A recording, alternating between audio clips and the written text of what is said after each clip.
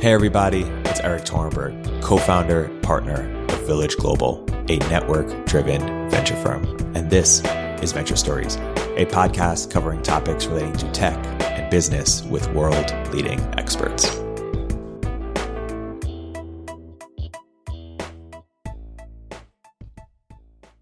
Hey everybody, welcome to another episode of Village Global's Venture Stories. I'm here today with a very special guest, returning guest, Avichal Garg. Avichal, welcome back to the podcast. Great to chat. So Avichal, you're the co-founder of Electric Capital. By way of introduction, talk about your firm, what inspired you to create it, and what is the thesis of the firm? Yeah, so maybe backstory, and then I'll sort of bleed into how Electric happened. So I spent most of my career as an entrepreneur. I was at Google for a bit. I started and sold two companies. I sold my second one to Facebook. Was a director of product there for a few years. While I was there, started dabbling in angel investing and had some success with it. And when I was doing my second startup, this was in like 2010, 2011, what we were doing is we were essentially like a mobile infrastructure company. We built a bunch of tech and IP to run machines in a lot of distributed data centers all over the world. That was part of the IP that Facebook bought. Kind of what we'd done was signed up for a bunch of contracts and had a bunch of computational power, and we were doing some Bitcoin mining at home because my co-founder Curtis comes from a distributed systems background. And so for a hot minute in 2011, we said, hey, maybe we should become Bitcoin miners. This is super cool tech, like maybe this will become something. Ultimately ended up selling that company, but essentially stuck around as hobbyists in the space since then. After I left Facebook in 2016, a bunch of VCs started reaching out to us because kind of 2017, with the last Bitcoin cycle that was happening, a bunch of people were interested, and they started reaching out to Curtis and myself and saying, hey, I remember 4 or 5 years ago, you guys telling us about this Bitcoin stuff. Is it real this time? Should I buy some Bitcoin? What's an ICO? What's Ethereum? How do I participate? And that's kind of where we were spending all of our time back in 16, 17. And so what ended up happening was a bunch of those VCs very quickly realized by about 2018 that they weren't really set up to participate in crypto. The networks are different. The way you invest is different. You have to do custody. Like one day, if you invest in a token network, you get a bunch of tokens that are liquid. Like, what do you do with that? The regulations are different. You have to register with the SEC if you're over $150 million and have crypto assets because they're liquid. So a bunch of VCs sort of very quickly realized that they couldn't participate here or didn't want to participate here. And some of them approached us and said, hey, could we give you guys our money and you do whatever it is that you're doing with your personal assets, just do them with our money as well. And we trust you guys. We know you're not going to go buy some anonymous cryptocurrencies and run off to Costa Rica or something. And so that's how Electric happened. We essentially formalized a lot of what we were doing personally. A bunch of general partners at the VC firms on Sand Hill, or I guess South Park these days, decided to give us their personal allocations for crypto. And we got Electric off the ground. And that was in kind of the first quarter of 2018 that we formalized all of that. And have been investing in the space ever since, and just closed our second fund earlier this year in 2020, which is kind of our first institutional fund. So that's mostly US-based university endowments and healthcare systems and large nonprofits are the bulk of our capital base now.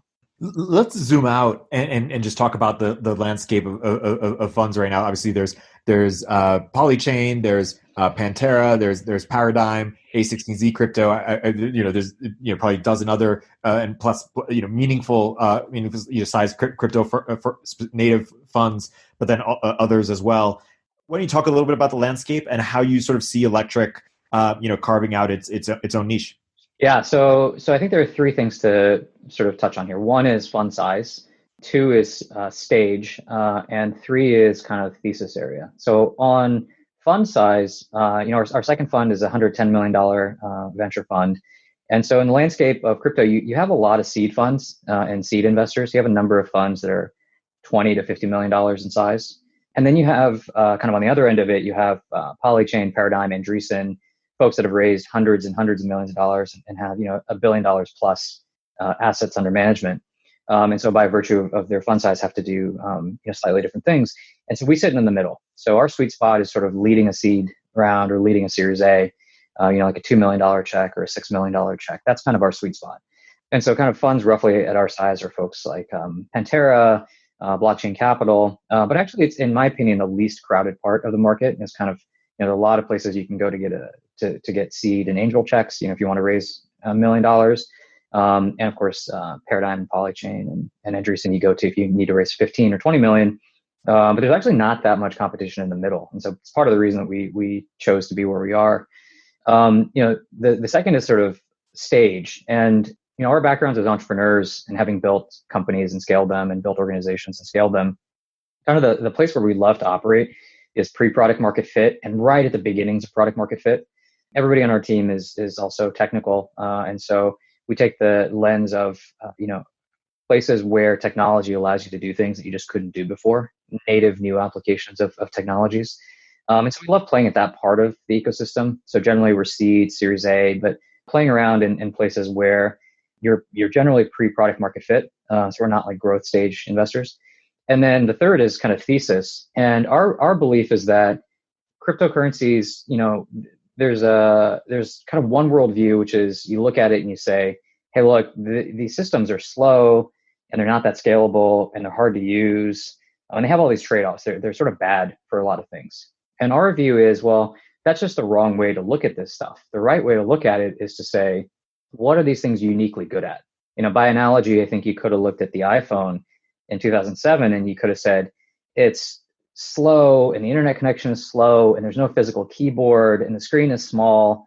And like, this is going to be a terrible work device. And you might have been right. It's worse than a laptop for a lot of reasons. But I think you would have missed the point, right? The point was that there's a touchscreen and there's a GPS on the device and there's a camera on the device. And all of a sudden, it unlocked things that you just couldn't do before, like Instagram and Uber. And so that's kind of the lens we look at it through. And our belief is that what this stuff is really uniquely good at is money and moving money.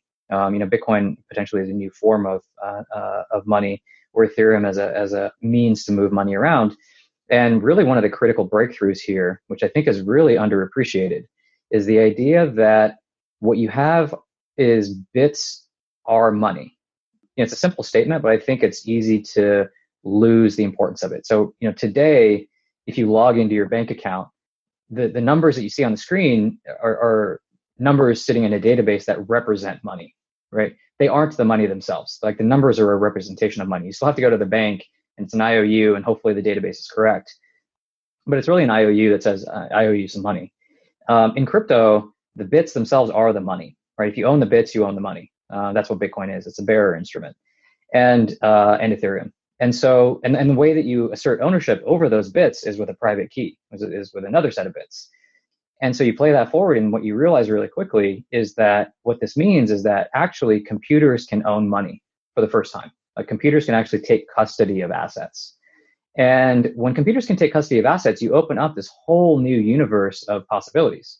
I can now pay my computer, or I can pay a piece of code to do something, or machines can pay machines, right? And so it opens up this whole set of possibilities that just weren't possible before. And so kind of our thesis is what this infrastructure is really good at is effectively a new form of money, and it unlocks the ability for computers and code to natively custody money and do things on it. And if you think about it, a lot of the world, literally hundreds of trillions of dollars of assets, is very simply, here's a pile of money, here's a bunch of rules around that money, here's who has access to that money, and on some future time horizon, please execute this set of instructions that are sitting in this 300-page legal document.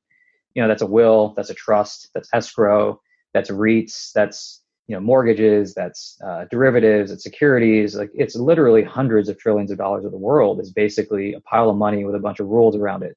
And if you think about it, computers are strictly better than humans at one thing, which is deterministically executing instructions on some future time horizon.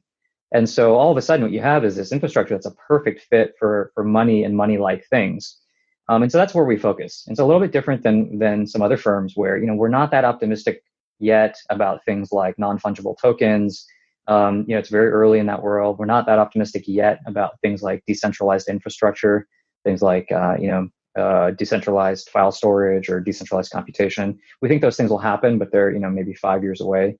And so we really hone in on layer one chains that can become stores of value or exhibit stores of value sorts of properties, and applications on top of that, things like payments or decentralized finance, where you can create new value that just wasn't possible before.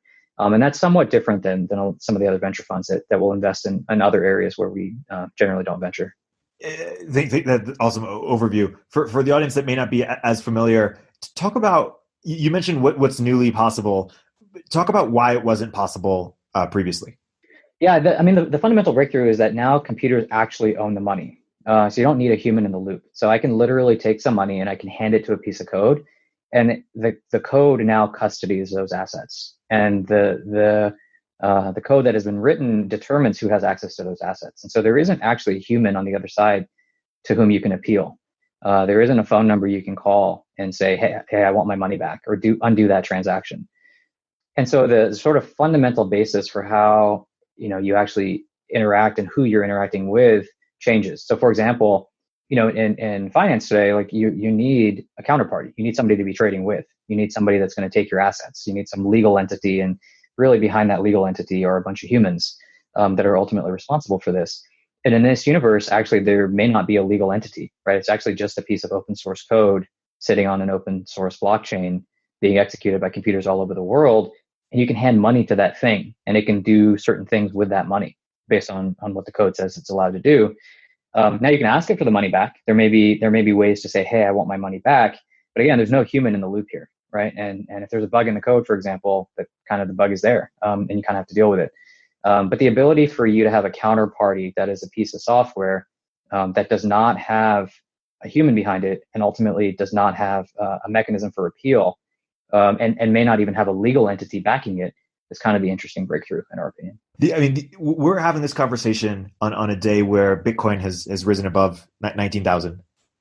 The price. So everyone's newly excited about it. It's great timing for this conversation. Exactly. So talk about, for people who don't understand how these price fluctuations happen and what they signify. Talk about that a little bit. How do we make sense of this, and what does it mean? Yeah, it's actually, that's a really great question. And I think there's a lot to unpack there. I mean, I think if anybody truly understood what is driving the price up, where the funds are flowing from, and who's doing the buying and who's doing the selling, I think, you could make a lot of money doing just trading of this asset. But broadly speaking, I think Bitcoin does seem to exhibit these patterns, these cycles, roughly 4-year cycles. It tends to have very, very steep price appreciation. And then it tends to have very aggressive pullbacks. So, going up 10 or 20x over 1 to 2 years. And really the bulk of that price appreciation happening in just a month or so. If you look back at the 2017 cycle, it went from about 10K to 20K in a matter of just 2 weeks or so. It just went vertical. And then of course it corrected very quickly as well. And tends to have sort of 80% pullbacks from the peak. But unpacking why that's happening exactly, other than there are just a lot more people that want to buy and a lot fewer people who want to sell, and the sellers want more and more money for this asset, is pretty hard. Now, I do think more fundamentally there have been some interesting changes in the last year that are catalyzing this. So one is, of course, we moved into effectively a zero interest rate world with sort of COVID and Corona, and then the Fed cutting rates and printing a bunch of money. A bunch of macro stuff changed, and for a lot of people in this ecosystem, they've long said that Bitcoin is a potential store value. It's a fixed supply asset. There's only 21 million Bitcoin. And in a world with significant quantitative easing, when there are more and more dollars and more fiat, you're effectively devaluing the fiat, and things that are fixed supply, that are provably fixed supply, will tend to appreciate, and those assets will perform really well. This is very similar to the argument that people have for why you might want some gold in these periods. And so in effect, Bitcoin, a lot of people think, operates kind of like digital gold. And, in a world where everything is potentially even negative interest rates, right? Actually, a lot of the world is now operating with negative interest rates. A 0% yield actually is better than negative, right? So all of a sudden it becomes a compelling asset.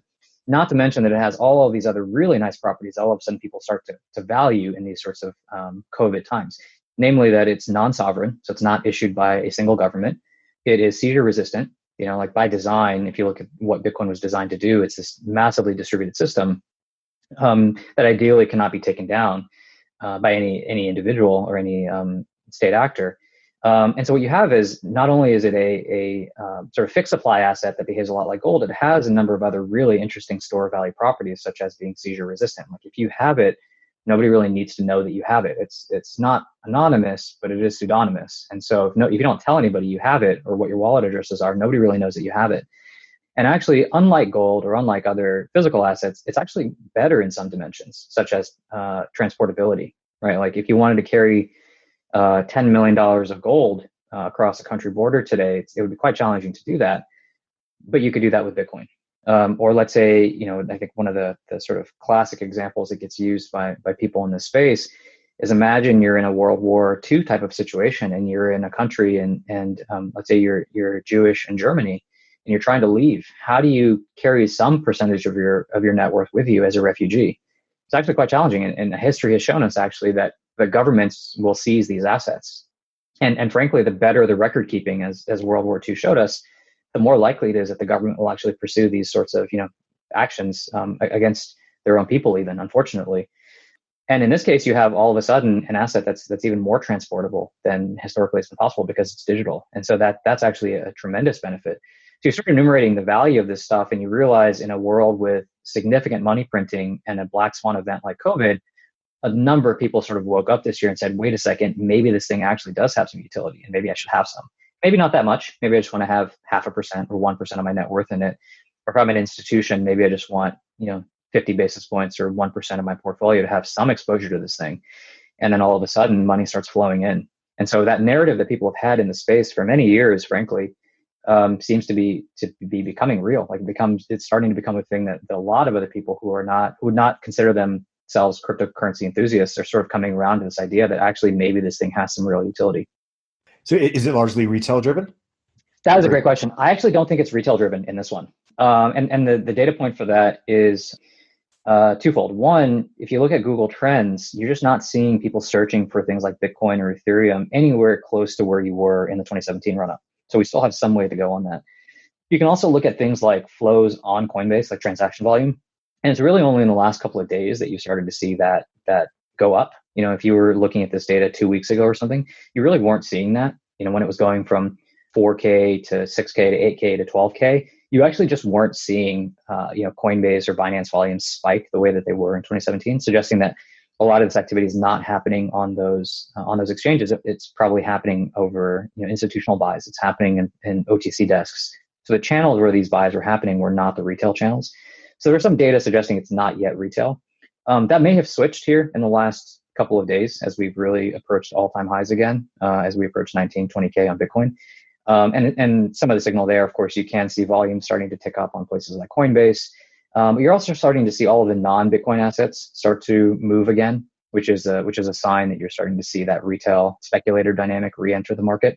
But it's still very early, and there's a lot of signal that suggests that actually we're just in the very, very beginnings of that. What have we learned or not learned about what Bitcoin correlates with, or is cyclical to or counter-cyclical to? There was this idea that when, in COVID, the Fed was printing all this money and people thought Bitcoin would rise, but we didn't see that spike necessarily. What do you think we've learned or haven't yet learned about that? Yeah, I think that's also a really great question, because that is one of the assertions here, from an institutional allocator's perspective, is that this is an uncorrelated asset class. And as people likely know, if you're in this space, just generally the investing space, adding uncorrelated assets to your portfolio can actually be net additive, just from a return perspective at the portfolio level. And so there's a lot of interest in Bitcoin as an uncorrelated asset, because for the last decade, it basically has not correlated with the stock market or with gold or with bonds. It's just been uncorrelated to all of the major asset classes. In March, when we had this major correction, March 2020, everything correlated. Everything went down, right? So gold, Bitcoin, stocks, bonds, everything sort of correlated and crashed. It seems things have decoupled. And so especially if we look at it in the last 90 to 180 days, that lack of correlation between, say, Bitcoin and gold or Bitcoin and the stock market has come back down. And so we're basically in uncorrelated territory again. Historically, if you look at it, the correlation has been anywhere from 0 to negative plus or minus 0.25, which is basically uncorrelated, and we're basically back there now. What does that mean for the future? I think it's a very open question. I think even people in the space who are honest will tell you that Bitcoin and crypto has really only existed in a global bull market, right? Bitcoin was created in 2008, sort of in the shadow of the 2008 correction, and really came to life in 2009, 2010. So we haven't lived through a drawn out correction The COVID correction, I think, was relatively short lived. It was a pretty fast recovery in terms of the markets, not so much on the real economy. And so we have to see how that plays out. But I think over the next 5 to 7 years, as we see the effects of COVID playing out through the real economy and eventually into the markets, I think we'll get a much better signal for whether or not Bitcoin can truly stay uncorrelated. And if it does, I think this next 5 year window is where it can actually establish itself as a potential additive piece to an institutional portfolio. And if that were to happen, I mean, you just run the numbers, 0.5% or 1% of all of the endowments and the pension funds and the sovereign wealth funds saying maybe this thing is actually uncorrelated and I should have some is a tremendous amount of capital. None of that is here yet because I think a lot of people are still waiting to see whether or not it does stay uncorrelated. And that is a big open question, I think. I want to bring in Ethereum to the conversation. You mentioned that maybe the equivalent of sort of Snap and Uber here in the crypto space is money and moves money. And you mentioned Bitcoin and Ethereum. How have sort of the narratives for Bitcoin and Ethereum individually changed over time, and then also sort of the intersection or interplay with them changed over time because they've been sort of adjacent, jostling, at times direct competitors. Why don't you talk about how that's evolved and how you see that playing out over time? Yeah, the narratives, I think for Bitcoin started much more as literally, if you go look at the original Bitcoin white paper, right, it was intended to be a peer-to-peer payment mechanism, a peer-to-peer currency. And it's really evolved much more into a store of value with a global settlement layer where you don't need to necessarily buy coffee with Bitcoin. That's not really part of the narrative the way it was 5 or 7 years ago. And it can operate much more like gold. Ethereum sort of started much more from this perspective of, what if you could build a programming language on top of a cryptocurrency and make it really easy for developers to actually write code to do things with the money? What could happen? And the original lens was sort of this global world computer that, this unstoppable world computer where you could execute any code. And I think what has really taken root in the last 12 months in particular, I think, is that actually perhaps the killer feature here, the killer app on this system is actually decentralized finance, is the ability to move money. And so, in 2017, I think Ethereum went through this wave of let's take all of the things that worked on the internet and just decentralize them. Let's put them on a blockchain, which obviously was not going to work, right? Like you don't need to decentralize Uber necessarily. And frankly, the infrastructure was too nascent to allow that to happen anyway. And out of that, I think we sort of everybody realized that the really killer stuff is really decentralized finance.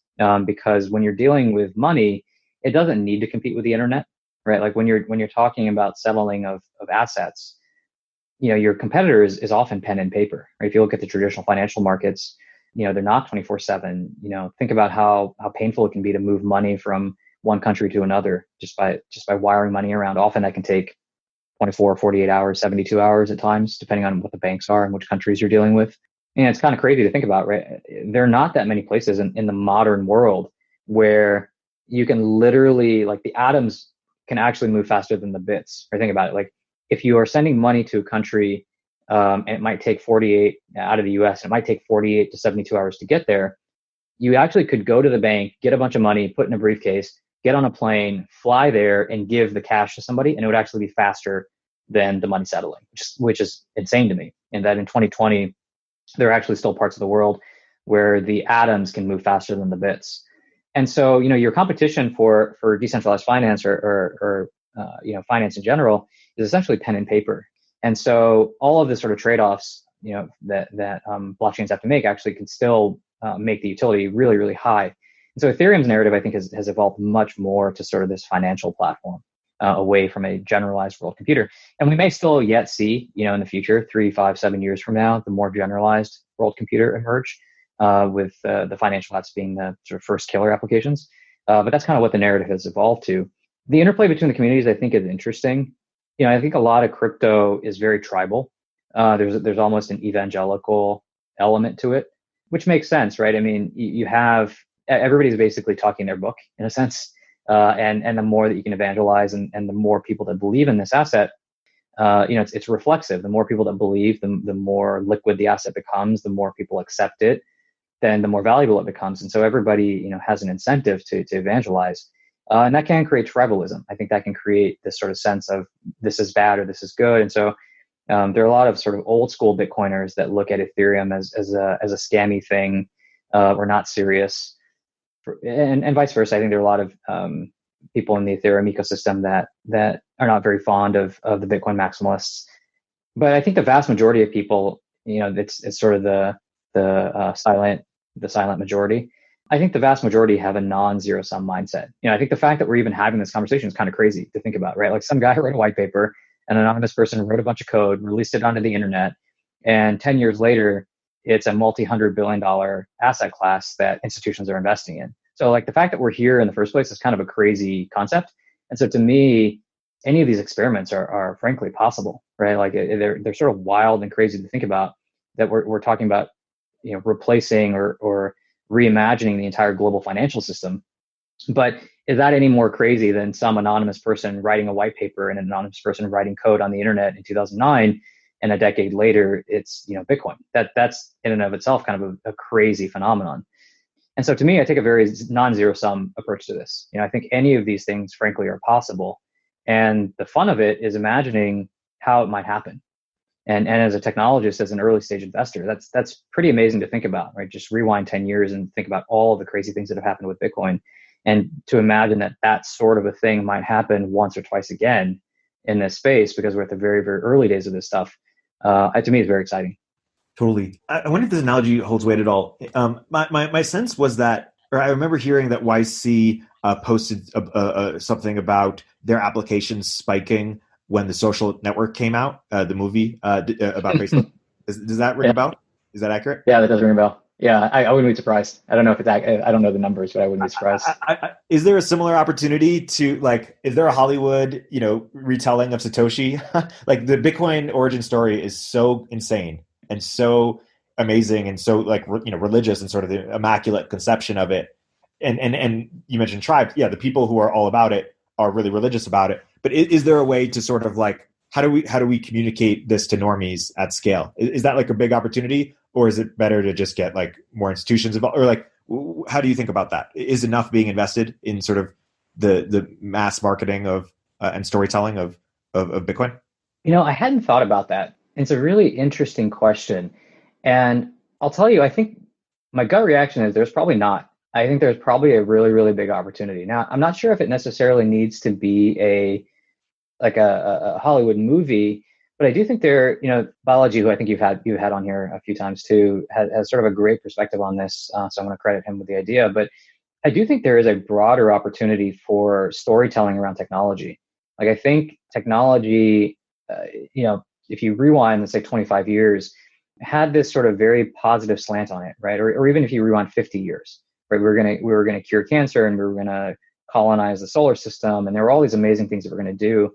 And over the last 50, and I think especially over the last, say, 10 years, that narrative has really shifted to being something tremendously negative, as technology that is almost dystopian, that we need to contain and be careful of. And I think that narrative is really, really dangerous.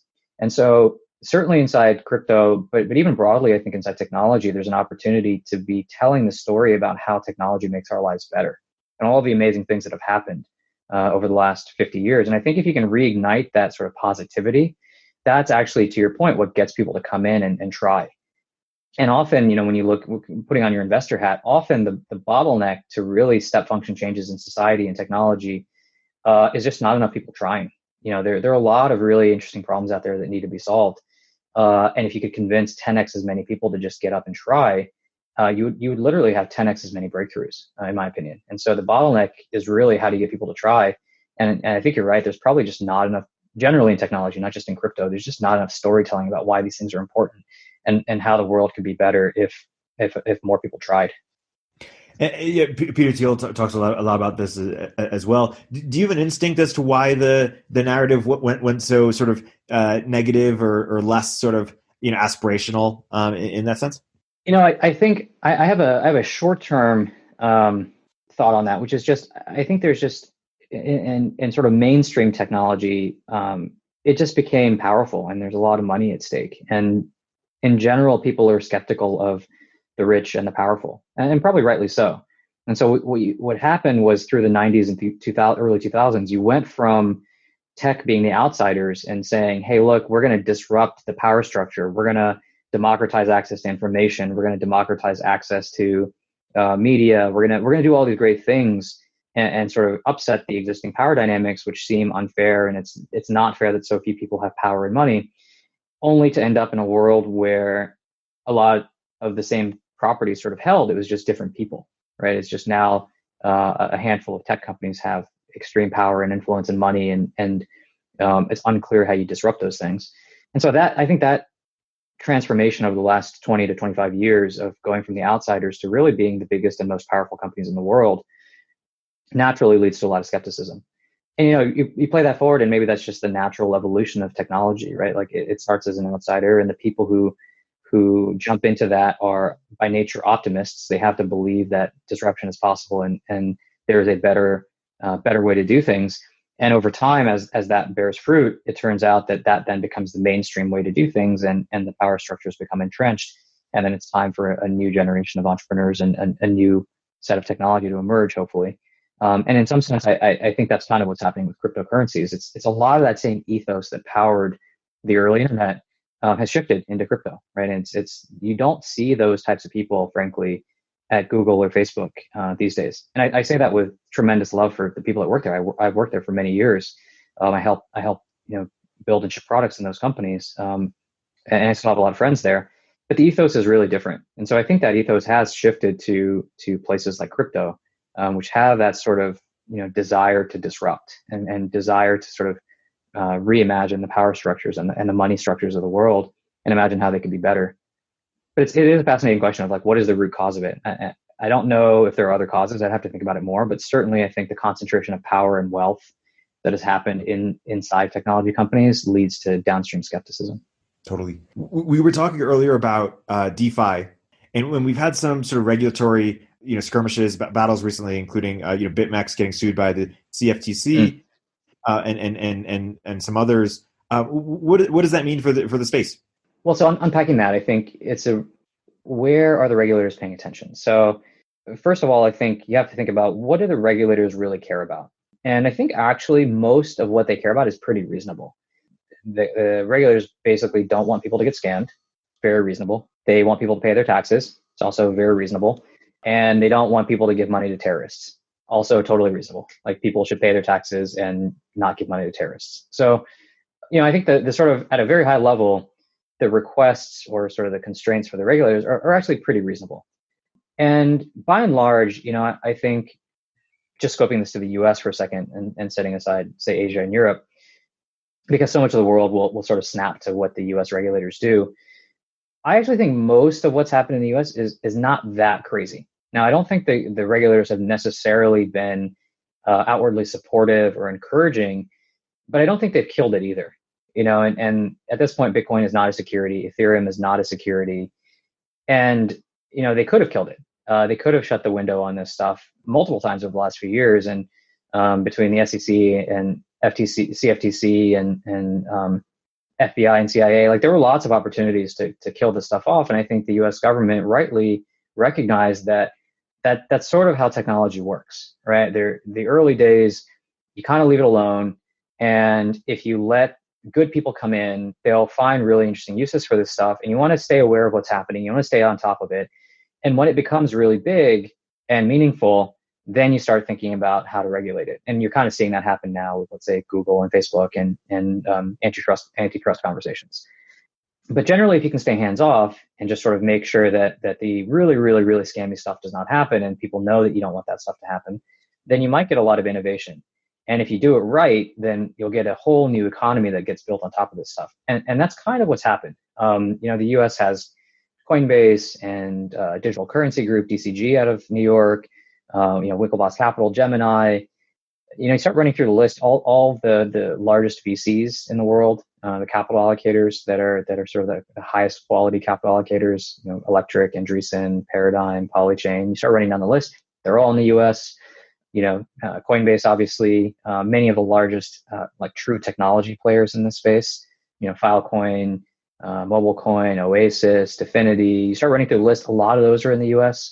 So actually, I think the regulators at a high level have done pretty reasonable-ish things. Now, I don't think they've done everything perfectly, but they also haven't killed this off. Now what's starting to happen, I think, is that the market sizes are getting large enough on just the Bitcoin side that I think the regulators are starting to pay attention and say, okay, now that the market sizes are large enough, let's make sure that the really bad stuff doesn't happen. And so, for example, the CFTC pursuing BitMEX, which is a Hong Kong-based derivatives exchange, and saying that they were doing a bunch of things that they shouldn't have been doing and serving U.S. customers and not doing proper KYC, is actually somewhat positive, because what that suggests is that these markets are now big enough that the regulators are paying attention and they're trying to bring in the bad behavior. But if you notice, they didn't shut it off in the U.S. They didn't go after Coinbase. CFTC has actually continued to grant licenses. For example, they granted a designated contract market license, DCM license, to Bitnomial, to Backed. So these startups that are emerging that can actually trade, that have the regulatory licenses to trade derivatives inside the U.S. And those products are going to start launching here in the next several months. And so actually, I actually look at that as a positive development. What they're essentially doing is clamping down on the unregulated stuff and saying, you have a set of tools like KYC that you should be using, go use them. And by shutting down BitMEX, I think it will actually, hopefully, my hope is they will move some of that activity onshore into the U.S. and the beneficiaries will be well-regulated exchanges, which further cements this as an asset class that people should be paying attention to. That makes a lot of sense.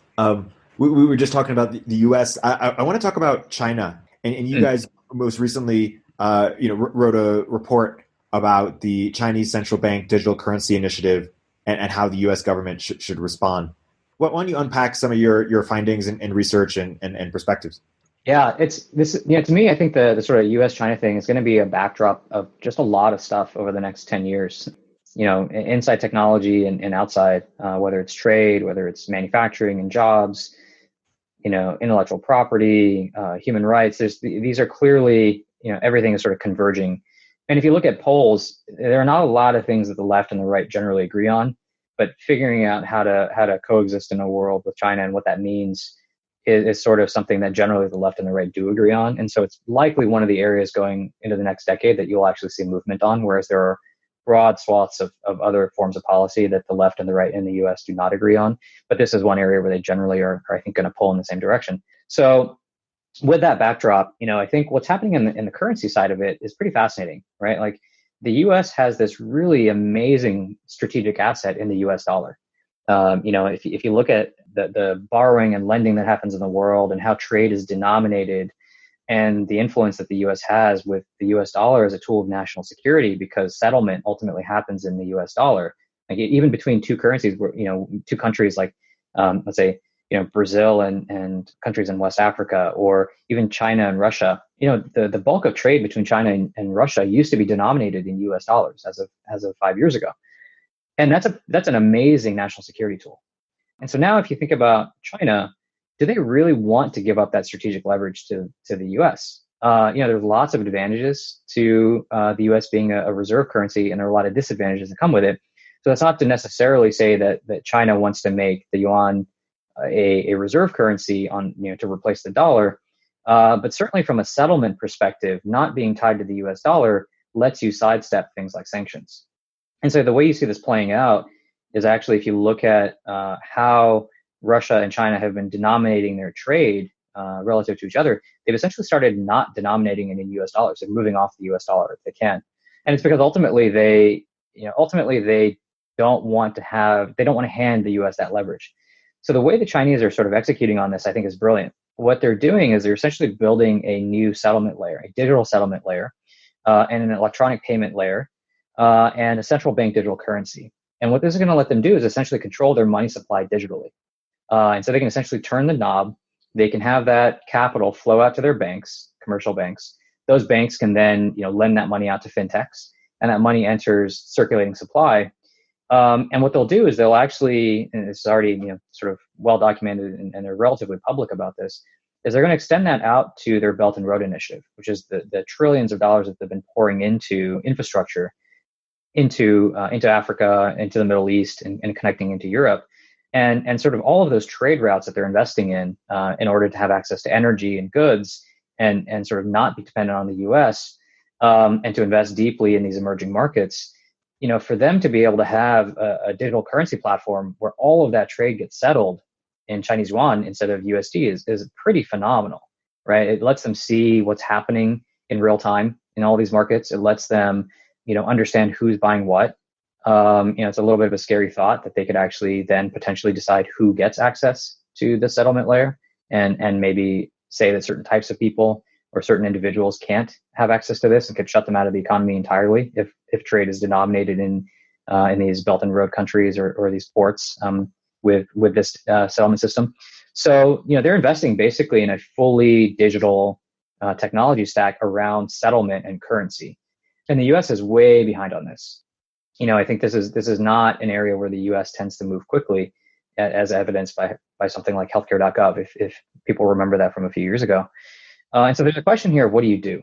And I think the Chinese government is playing this perfectly, right? They're investing in controlling enough of what's happening around the Bitcoin ecosystem by not shutting it down, but preventing their citizens from having too much capital flow into it, while retaining a lot of influence over the ecosystem. Not saying they necessarily control Bitcoin, but they have a lot of influence in the ecosystem, certainly. At the same time, investing in their digital currency. And the US really is not being that strategic about it. And so when we wrote this paper and we said, what would you do? Thought experiment. What should you do if you're the US government, given that this is happening and given the strategy that China is using here? And the conclusion we came to was that the US government needs to take a three-pronged strategy here. The first is they need to invest in their own digital currency layer.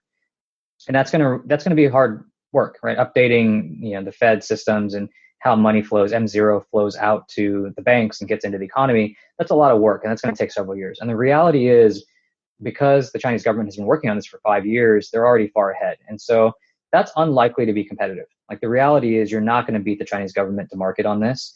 And so you're essentially starting from a 5 to 7 year delay. So that's not enough. It's important to do. The government should absolutely do that, but it will take 10 years to play out. And by then it's too late. Because if most of the world has now moved to this digital currency settlement platform that the Chinese government has built, you've lost your strategic advantage of all of that happening on the US dollar. And so prong two should be to support the crypto dollar ecosystem that's emerged. So if you look at crypto, it turns out one of the killer applications on crypto is the US dollar. There are now about $25 billion worth of crypto dollars floating around in the crypto ecosystem. The majority of these are actually backed by real dollars sitting in banks somewhere. And people are transacting on these crypto platforms because it's just a better user experience. You can send money instantly. The markets operate 24/7. The settlement is seamless. Like, after you use a crypto dollar experience like USDC, it's just, you realize how busted and how antiquated the banking system is. So our second proposal was actually the US government should be embracing this and supporting this and making it so that ultimately those dollars are held onshore in US bank accounts. Because actually most of those dollars are held offshore right now. And it's unclear whether those dollars are, one-to-one backing these crypto dollars, or, it's just not a very transparent system. So prong two is the US government should support all of these crypto dollars that are, that crypto dollar ecosystem that's emerged as a very organic killer feature on top of crypto. And then third is, in our opinion, that the US government should much more actively be supporting the decentralized cryptocurrency ecosystem.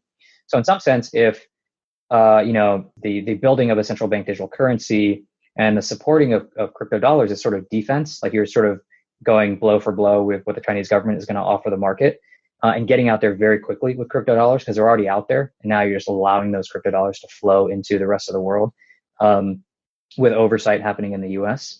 You can actually compete. But the question is, how do you win? And as you know, from sort of startup 101 theory, the way that you win is not by trying to play the same game as your competitor.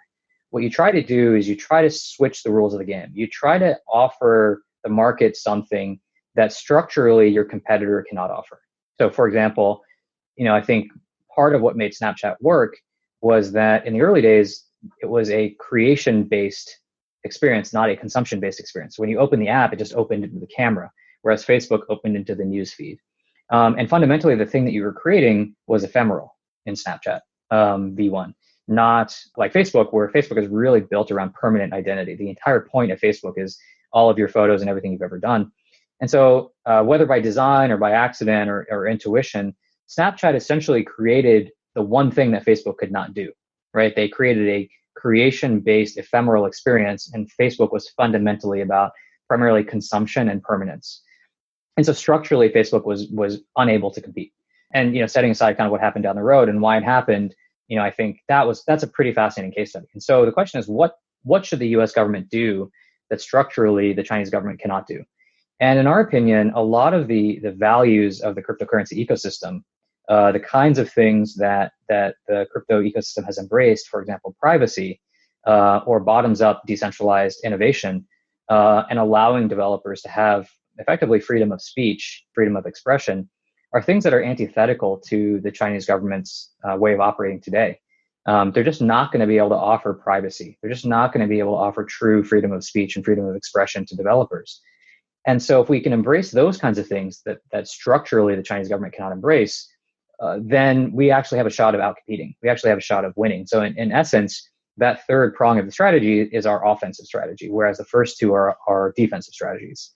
And so anyway, we laid this out in a paper, and I learned through some friends that it was actually circulated pretty broadly inside sort of senior circles, both in the intelligence community and inside sort of Treasury and sort of some of the regulatory bodies, because I think it's just we approached it without bias, and to the extent that we can. Obviously, we're crypto investors, but from the lens of what would you do if you're the U.S. government, and what is sort of the game theoretical, optimal strategy.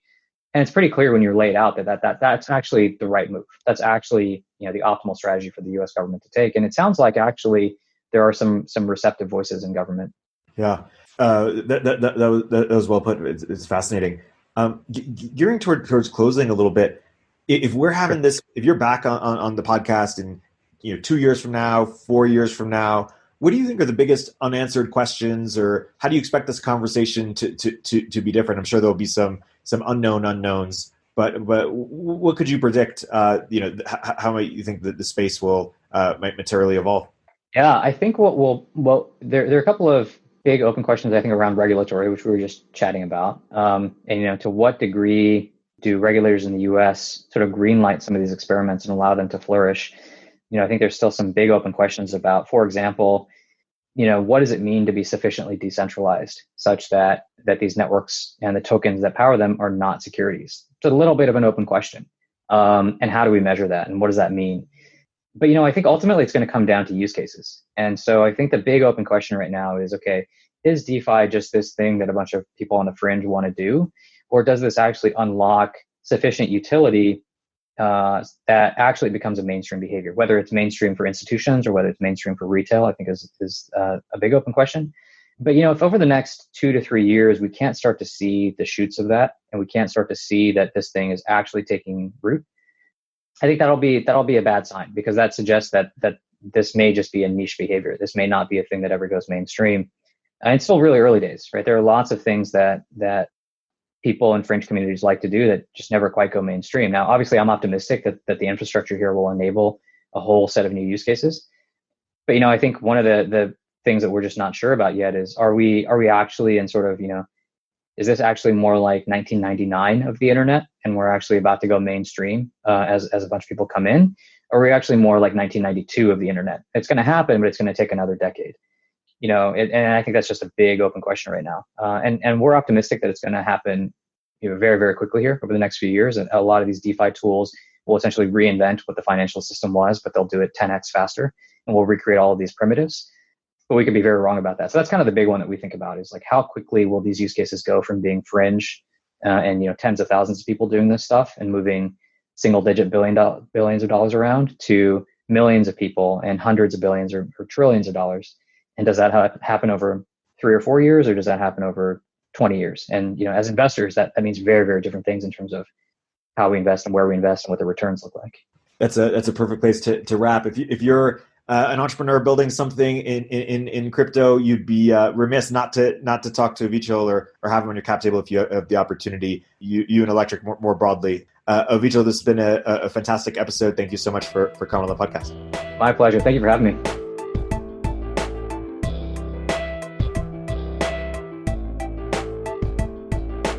If you're an early stage entrepreneur, we'd love to hear from you. Check us out at villageglobal.vc.